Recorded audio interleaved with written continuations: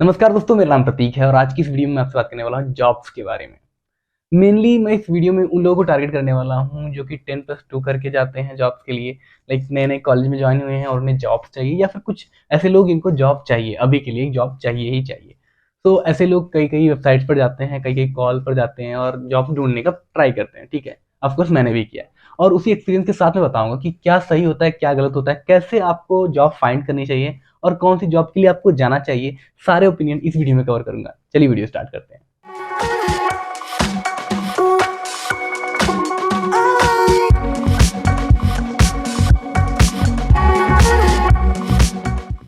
Okay, fine.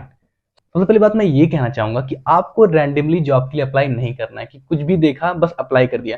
जब नए नए हम 12th पास करके आते हैं और एक कॉलेज में एडमिशन लेते हैं तो सोचते हैं पार्ट टाइम या फिर कुछ अर्निंग करें जिससे हेल्प हो, हमारी हमारी पॉकेट मनी निकले। कुछ भी जो भी हमें करना है, घूमने वगैरह जाना है, उसके लिए पैसे चाहिए। तो हम जॉब्स के लिए ऑफकोर्स अप्लाई करते हैं। तो इससे पहले आपको कुछ चीज़ों का ध्यान देना है अगर आप सच में जॉब लेना चाहते हो तो।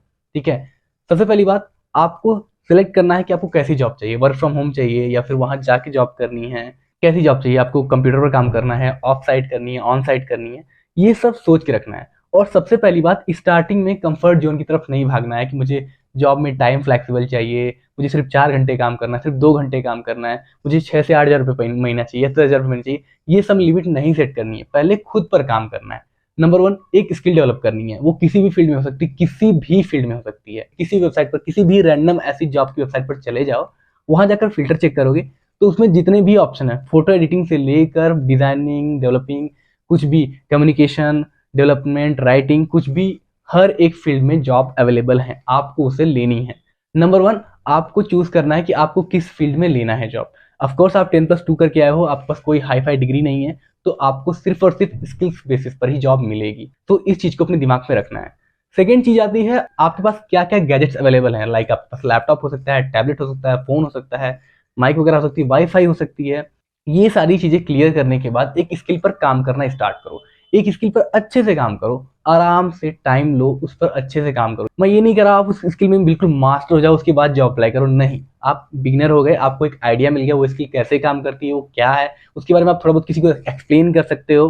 किसी भी स्किल को ना धीरे धीरे करते करते करते करते अच्छे से समझ में आता है। ठीक है, तो किसी भी कॉर्पोरेट सेक्टर में आप अगर जुड़ते हो तो वहां पर आप सीखते सीखते डे बाय डे खुद को इंप्रूव कर सकते हो। पहले यही सोच लो कि अगर इंप्रूवमेंट होगी, बहुत अच्छा परफॉर्म करूंगा, तो ऐसा नहीं होने वाला।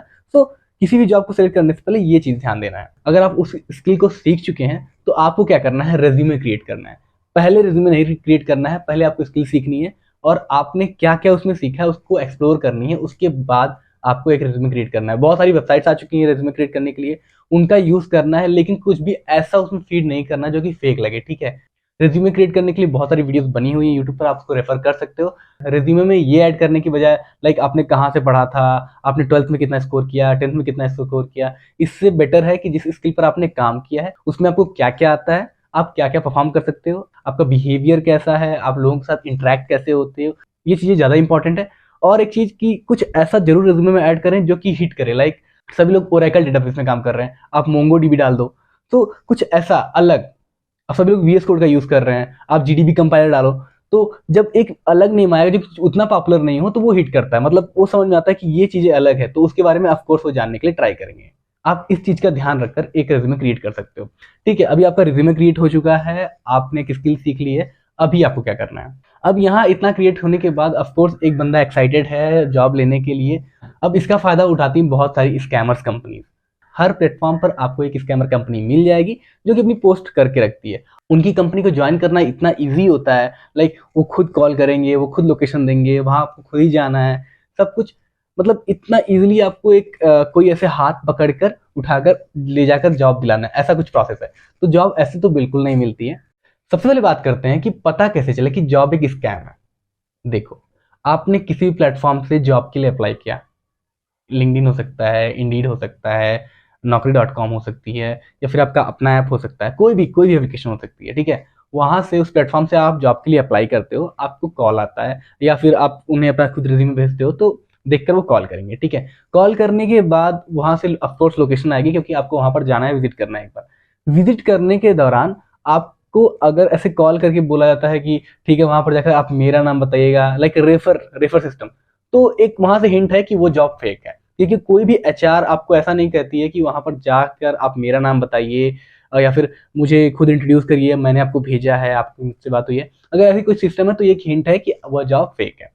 फाइनली ठीक है, फिर भी आप वहां पर पहुंच जाते हैं और पहुंचने के बाद अगर आपको बहुत ज़्यादा लालच दी जाती है या फिर आपको बोला जाता है कि आपको इतनी सैलरी मिलेगी या मतलब बहुत बड़ा पैकेज, क्योंकि आपने बहुत कुछ उखाड़ा नहीं है लाइफ में, आप 12 पास करके आए हो, ठीक है, फिर भी आपको ऐसी चीज़ें दिखाई 30,000 40,000 रुपये सैलरी पर मंथ दे रहे हैं, वो भी स्टार्टिंग में।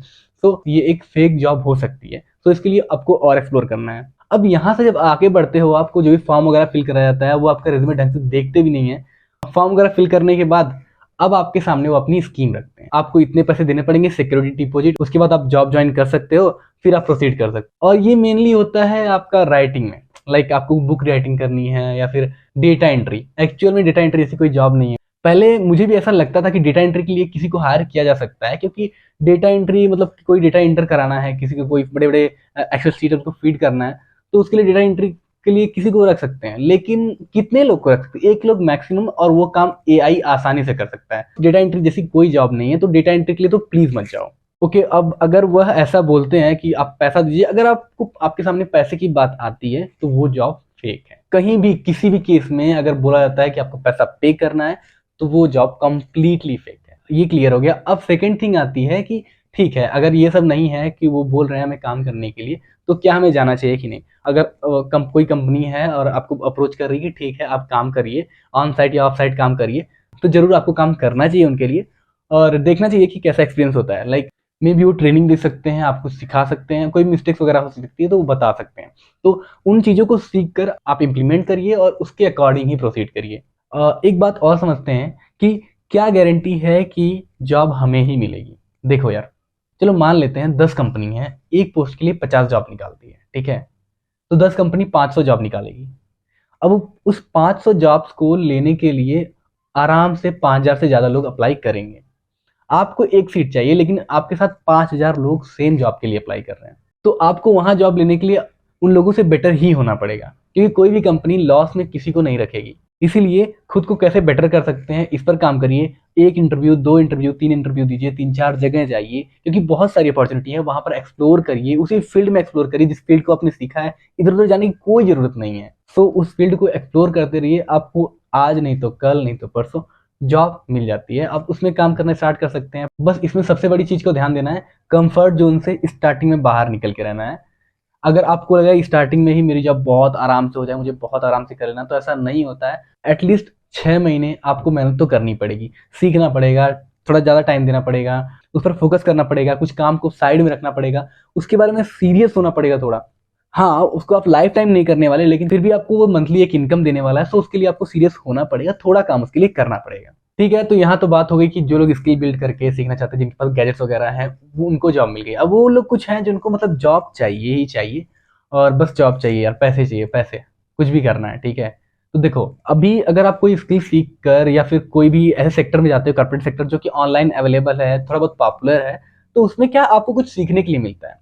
आप लोगों से मिलते हैं, मैनेजर से मिलते हो, एचआर से मिलते हो, और भी लोगों से मीटिंग करते हो, तो आपको एक आइडिया लगता है, ओके ऐसे काम होता है, और आपको खुद एक अच्छा फील आएगा, प्रोफेशनल फील आएगा कि हाँ ऐसी चीजें हम कर सकते हैं, और आप फील करोगे कि आप ग्रो कर रहे हो। बट स्टिल कुछ लोग हैं, लाइक कुछ नए नए स्टूडेंट्स आए हैं, वो उनके अंदर कोई स्किल नहीं, उन्होंने कोई स्किल नहीं सीखी है, तो उनको भी पैसे कमाने, तो उन्हें क्या करना है। ऐसे केस में आप कुछ जॉब्स ढूंढ सकते हो, बट ग्रोथ नहीं होती। लाइक आप मूवी टिकट काउंटर पर जा सकते हो, क्योंकि पार्ट टाइम जॉब वहां पर अवेलेबल होती है। आप कुछ जगह विजिट कर सकते हो, कोई मॉल वगैरह हो, वहां पर आप जाकर नाइट शिफ्ट कर सकते हो, क्योंकि नाइट शिफ्ट मेनली 6 to 10 होता है। 10 o'clock के बाद सारे मॉल क्लोज हो जाते हैं, तो आप वहां पर विजिट कर सकते हो।